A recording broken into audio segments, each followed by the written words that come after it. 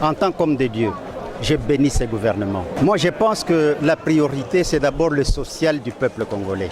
Nous étions tous dans la salle. Vous avez entendu la population crier. Nous voulons le changement, nous voulons... Quand ils disent dollar équita, c'est un signe qu'ils veulent que le social du Congolais soit vraiment assuré par ces gouvernements. Et nous avons cette confiance que le social du Congolais va pouvoir être... Surtout que je remercie le chef de l'État de nous avoir honorés, nous femmes, en nous donnant quand même 27%. J'ai toujours insisté sur la méritocratie. Nous avons des femmes, des valeurs, qui ont l'expérience et l'expertise. C'est pourquoi vous m'avez vu me déplacer. Il y a eu autant de gouvernements après moi, je ne suis jamais venue. Mais ça, je viens pour soutenir ceux qui sont là, et les hommes et les femmes. Donc c'est pour cela que vous me voyez là. Dès lors que le chef de l'État s'est basé sur la bonne gouvernance, c'est une bonne chose. Dès lors qu'il a décidé que les zones de trouble deviennent des autorités militaires, c'est une très bonne chose. Parce que la démocratie, à un moment, comme disait le général de Gaulle, doit s'arrêter si rien ne peut être conquis. Donc c'est déjà une très bonne chose. Comme ça, ça serait des zones, là où ça serait des zones en pleine activité militaire, dont la population doit revenir chez elle et vivre avec toute quiétude. Pas encore dire qu'il faut faire confiance à ce gouvernement, simplement parce que tout le monde a compris que le Congo va à volo et qu'il est grand temps de voir ce sursis. Et puis en ce qui concerne les provinces, nous sommes très heureux. Je suis président de l'Assemblée provinciale du Congo central. Ma joie fut que l'État congolais puisse maintenant permettre aux provinces de prendre à la source tout ce qui est le droit extractif de développement de l'environnement et consorts, et que les 40% de la rétrocession puisse arriver. Sinon, en province, vous n'avez rien.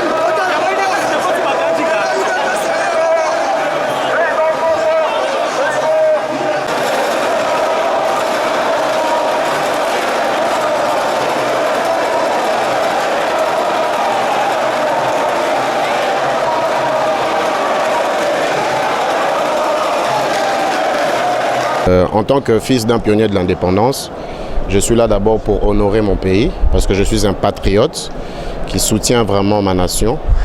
Et ce que je pense du gouvernement, je pense que le peuple a assez attendu. Aujourd'hui, c'est un grand jour. Nous sommes en train d'écrire l'histoire, nous sommes en train de vivre l'histoire. Le gouvernement Sama Lukonde va être investi aujourd'hui pour des prouesses, pour le développement du pays. Malgré toutes les tractations, tout ce qu'il y a eu comme avant, je pense que nous sommes là et voilà. Mais je ne peux que leur accorder 100% de toutes les chances puisque nous voulons le développement de notre pays. On ne peut pas vouloir que notre pays puisse régresser. Donc nous soutenons le gouvernement Sama Lukonde jusqu'au bout. Merci beaucoup.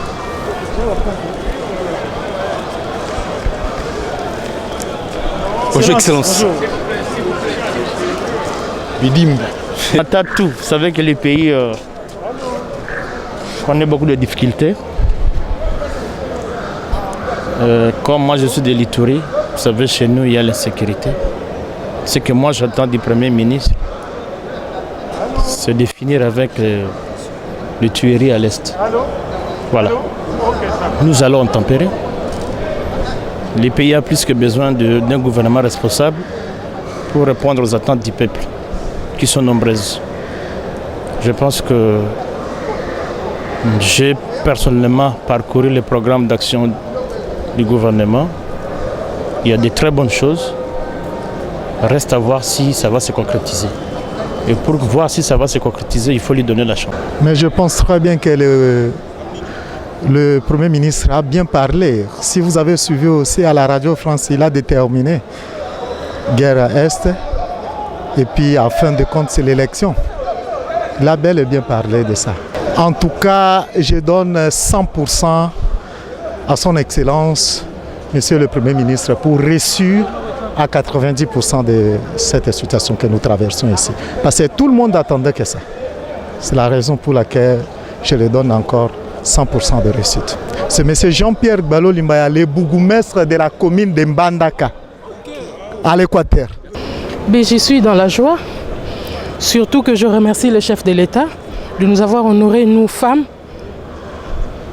en nous donnant quand même 27% dans ce gouvernement et qui est, je peux dire, à 70% de jeunes. Vous savez, comme d'habitude, moi j'ai toujours soutenu les jeunes et les femmes. Avec ces gouvernements, des têtes que moi j'ai vues là, ce sont des femmes de qualité et des hommes de qualité. J'ai toujours insisté sur la méritocratie. Nous avons des femmes, des valeurs, qui ont l'expérience et l'expertise. C'est pourquoi vous m'avez vu me déplacer. Il y a eu autant de gouvernements après moi, je ne suis jamais venue. Mais ça, je viens pour soutenir ceux qui sont là, et les hommes et les femmes.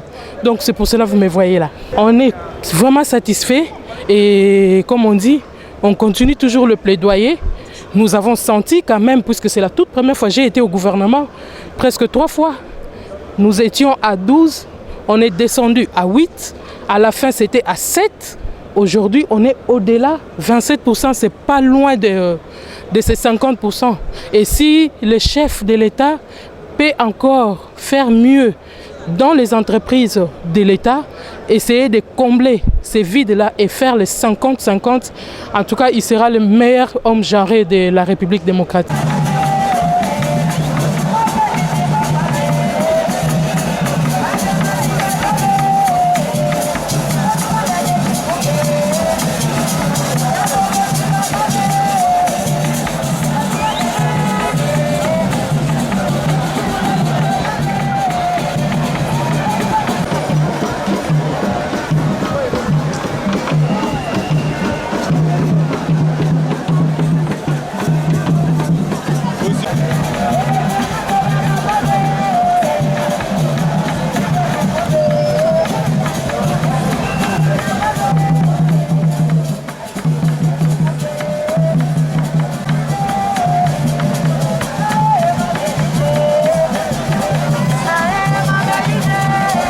C'est coutume de la démocratie.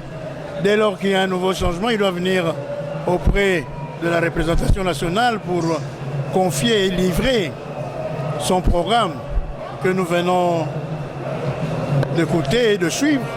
Vous savez, partout dans la vie de nos jours, il n'y a que des critiques. Sans critique, comment voulez-vous avancer quelque part? Ce qui est quand même à retenir. Je parlerai en tant qu'un député national honoraire et un député provincial actuel. Dès lors que le chef de l'État s'est basé sur la bonne gouvernance, c'est une bonne chose. Dès lors qu'il a décidé que les zones de trouble deviennent des autorités militaires, c'est une très bonne chose. Parce que la démocratie, à un moment, comme disait le général de Gaulle, doit s'arrêter si rien ne peut être conquis. Donc c'est déjà une très bonne chose. Comme ça, ça serait des zones, là où ce serait des zones en pleine activité militaire, dont la population doit revenir chez elle et vivre avec toute quiétude, et que le groupe armé, je suivis tout à l'heure l'honorable Ezekouye, qui nous parle de 41, 46 groupes armés que M. Kabila a laissés officiellement, et officieusement ils étaient à combien? Ça c'est du n'importe quoi. Et puis c'est que je peux encore dire qu'il faut faire confiance à ce gouvernement, simplement parce que tout le monde a compris que le Congo va à volo et qu'il est grand temps de voir ce sursis. Et puis en ce qui concerne les provinces, nous sommes très heureux. Je suis président de l'Assemblée provinciale du Congo central. Ma joie fut que l'État congolais puisse maintenant permettre aux provinces de prendre à la source tout ce qui est le droit extractif de développement de l'environnement et consorts, et que le 41% les 40% de la rétrocession puissent arriver. Sinon, en province, vous n'avez rien. Hein? Et puis, il a parlé sur les rétrocessions. C'est une très bonne chose. Ça va faire 11 mois que les provinces n'ont rien eu comme rétrocession du gouvernement. C'est une aberration. Et nous autres, les députés, comment voulez-vous, les députés, que vous avez 11 mois d'arriéré, vous puissiez aller contrôler les entreprises, vous pouvez aller contrôler les ministres, le gouvernement et tout cela. Donc moi, je crois que tout cela mériterait vraiment les encouragements et nous devons encourager et soutenir le gouvernement Sama Lukonde en leur disant que l'Union sacrée, nous sommes là, nous serons là et nous irons ensemble.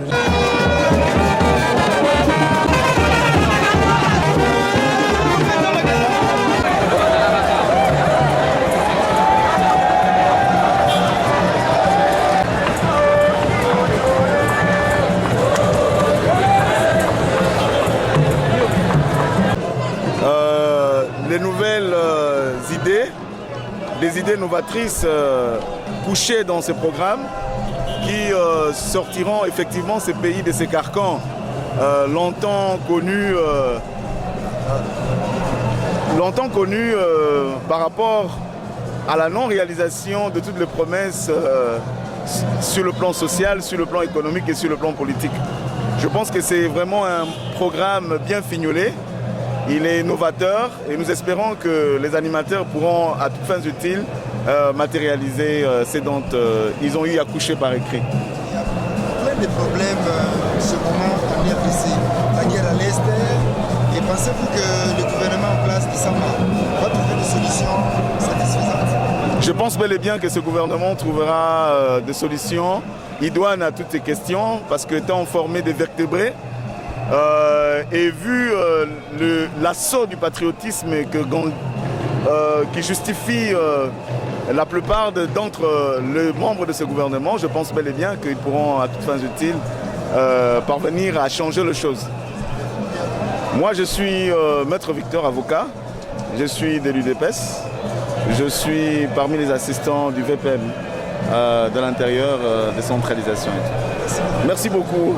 En tant qu'homme de Dieu, je bénis ce gouvernement. Moi, je pense que la priorité, c'est d'abord le social du peuple congolais. Nous étions tous dans la salle. Vous avez entendu la population crier. Nous voulons le changement, nous voulons...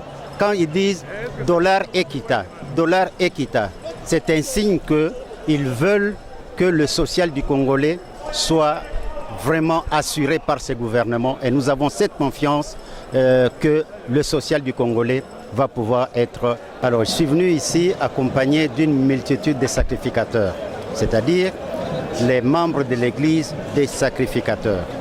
Dieu nous a fait grâce en élevant une des nôtres, en la personne de Madame Gisèle Ndaya Luseba, comme ministre du genre, famille et enfants.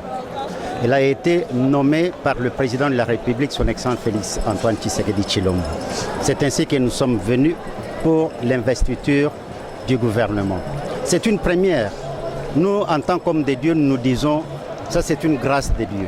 C'est pour la première fois qu'on voit dans notre pays qu'on puisse investir un gouvernement, le gouvernement Sama Lukonde, avec cette promptitude, cette sérénité, avec cette majorité absolue.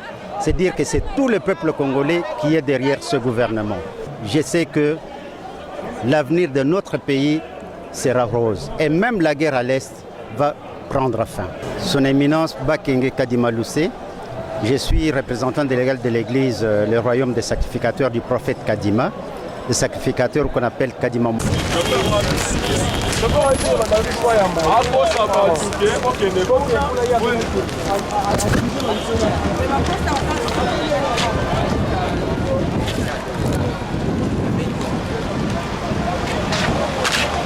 Ok, nous sommes ravis de joie. Nous tous nous sommes venus l'appuyer. Et nous avons suivi avec attention particulière le programme de son gouvernement qui cadre avec le bien-être du peuple congolais. Nous avons retenu certains aspects, notamment lorsqu'il a parlé du budget qui était insuffisant. Et pour le moment, il faut suppléer le budget. Pourquoi ? pour répondre aux attentes de la population. Mais de toute façon, sur le plan socio-économique, il a brossé, il a donné un programme, ce qui a valu l'approbation par le député de son programme. Donc le programme était satisfaisant. Ça, c'est les sentiments que nous avons enregistrés en notre personne. Mais la chance, c'est-à-dire, nous demandons au Premier ministre de placer l'accent particulier sur la production, la maximisation et l'encadrement des recettes. Sans recettes, il ne peut pas réussir sur son programme. C'est notre souhait le plus ardent, de la mobilisation et maximisation des recettes de toutes les rubriques et assurer le suivi. Oui. Présentez-vous brièvement. Donc, moi, je suis de Bikoro Dynamique. Je suis le président de Bikoro Dynamique.